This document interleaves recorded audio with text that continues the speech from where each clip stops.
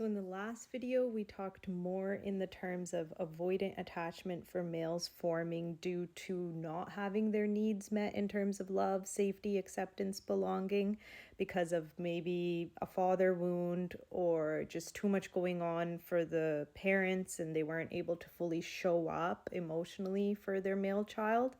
But let's talk about another thing that sometimes happens. Now, this is enmeshment. Enmeshment meaning there's an unhealthy level of codependency either towards two family members or one family member onto the other one. Sometimes this can be seen in South Asian families in terms of the mom trying to fill unmet needs in terms of her need for love, safety, acceptance, and belonging through her relationship with her son, thus forming anxious attachment on her end towards her offspring and then avoidant attachment for the son, because it gets pretty emotionally taxing being the life source for a caregiver. It's a little bit unnatural. So what ends up happening then is they really equate and form these neural connections that love and attachment can be suffocating. So what do they do when they're older?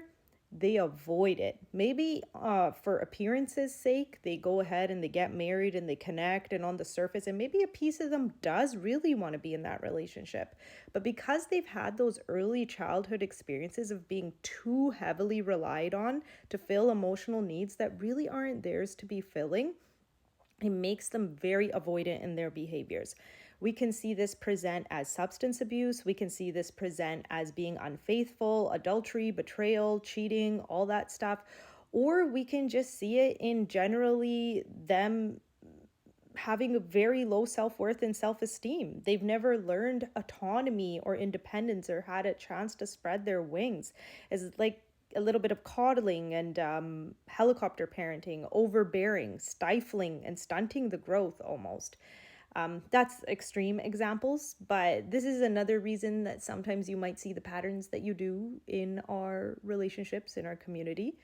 Again, what are your thoughts? You're free to disagree. I love debating this kind of stuff. Let me know.